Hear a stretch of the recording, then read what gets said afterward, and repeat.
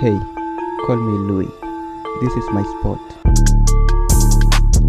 LuiSpot. Just like any other European nation, Germans too developed the habit of being paternalistic towards African nations, and they will often try and recommend Western solutions to African problems.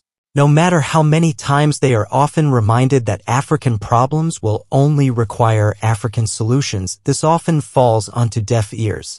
Take a case in example when the German politician Norbert Lammert visited Namibia. He was quick to address the problems in Namibia and suggesting to the president that the Chinese population in the country could be the reason, as it was more than that of Germans. To which the president responded, Mr. Speaker, what is your problem with that? Why does it become your problem? it looks like it's a more European problem than our problem. You talk about Chinese. We allow Germans to come without visas here. And you come in here, Germans come in here as they want. So why Chinese talk about Germans? How you are treating us there? Chinese don't treat us like that. We know what we will handle our own country. Don't be sorry for us. Absolutely, yeah. Yeah. Today we see this repeat itself during the EFF 10th anniversary dialogue.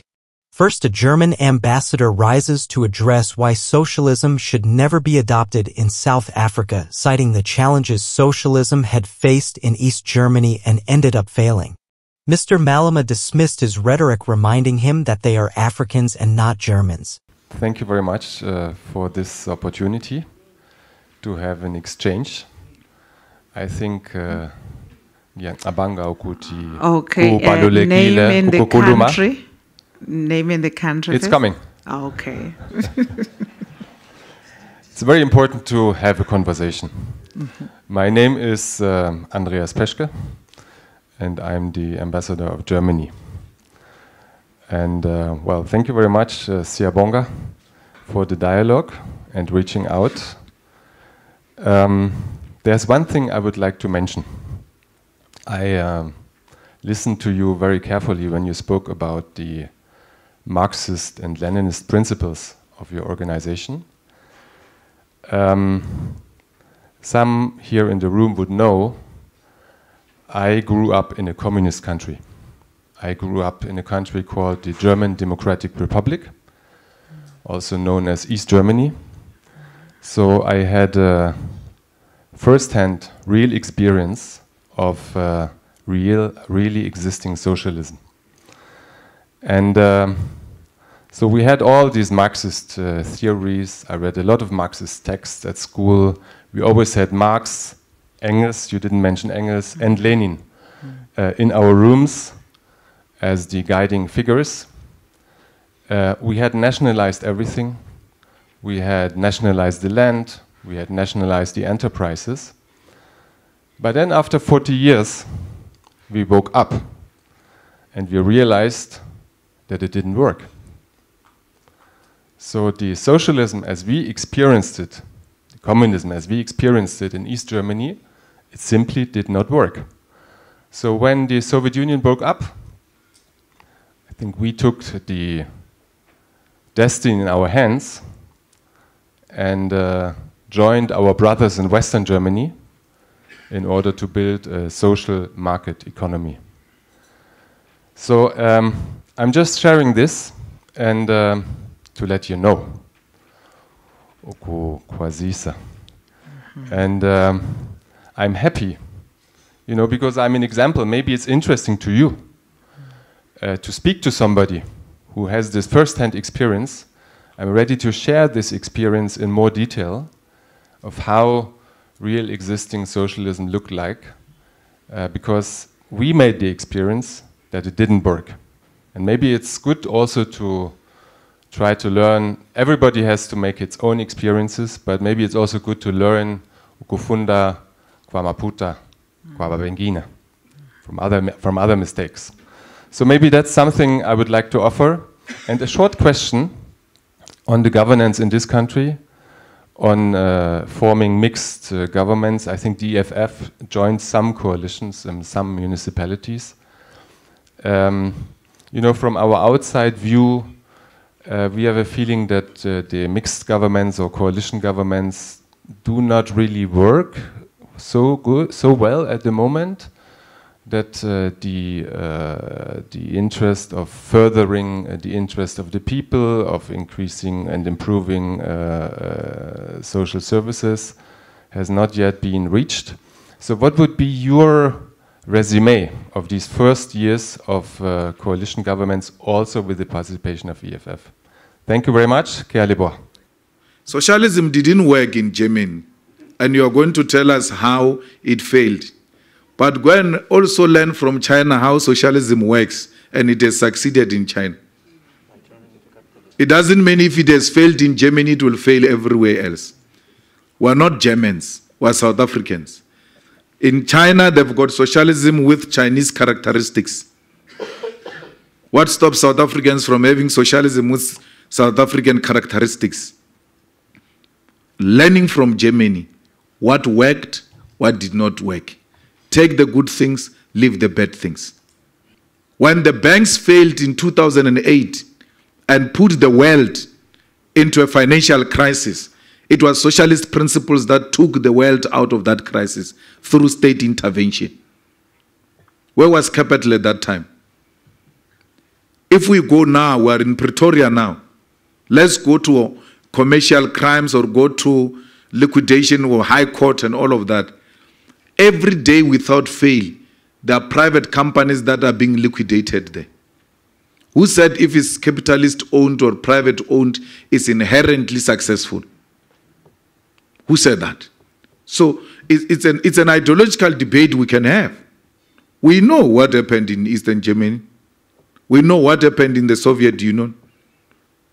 We know what's happening in China. We know what's happening in Cuba. So we can have a deeper discussion about whether this is really a way out. We sometimes get fixated on concepts, but in reality, you do the things that you say you don't want to do. Every time capital gets into problems, the state must intervene.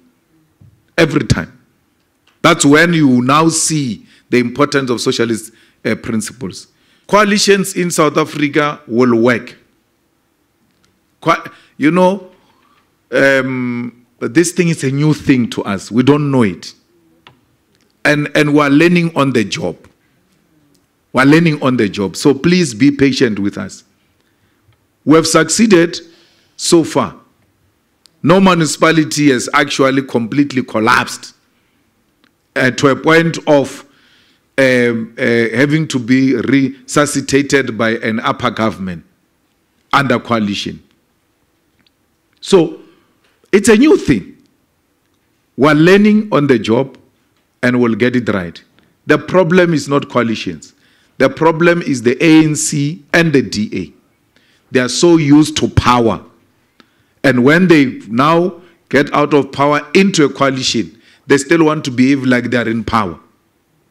Coalition means power sharing. You must let go. Don't behave like you still have power when you don't have power. You must share. And who will make the best a coalition partner, because we have never been in power, so we don't know power. Maybe the first power we're going to experience is through coalition, and it will be the first experience. But those who are used to controlling power, when it shifts, they are still in denial, and they want to behave like they still have power. And it leads into the problems we see in the coalitions. At the center of a problem is the ANC. It has been in power for too long. When it gets removed into a coalition, it is in denial. Same thing as the DA, that suffers from white supremacy. That in coalition with black people, a white person must lead. That white supremacist mentality is what causes problems for us in coalitions. But otherwise, coalitions will work. And coalitions are the best thing for me. I think we deserve that. Where no one has got an absolute majority. We all govern through consensus. And we look at what is in the best interest of our people. Because too much power corrupts. And that's what we have experienced since 1994. This is also true for the Spanish High Commissioner who got shut by the EFF leader for his paternalistic view of South Africa. My question is about the day after you become president, once you've become president next year. So you've talked about anti-colonialism and anti-imperialism. I'm the ambassador of Spain, sorry, Raimundo Robredo. The European Union's relationship with Africa and African countries is generally guided, I would say absolutely guided, by the priorities of those countries that are aligned with the African Union and with these countries. As my brother, the High Commissioner of Nigeria, said, one of the things requested is foreign direct investment, which I think you've criticized in some way. Other thing is cooperation in peace and security, for instance, in Cabo Delgado, which I think I've heard that you've also critical of that. It's done at the request of these countries. So my question is, what would you do differently, and what would be your relationship with the European Union once you become president? What would you change? What would you think we should do differently? And what would you put on the table also as a value proposition for the European Union? Because as you said, we all defend our own national interests. That is something that all diplomats do.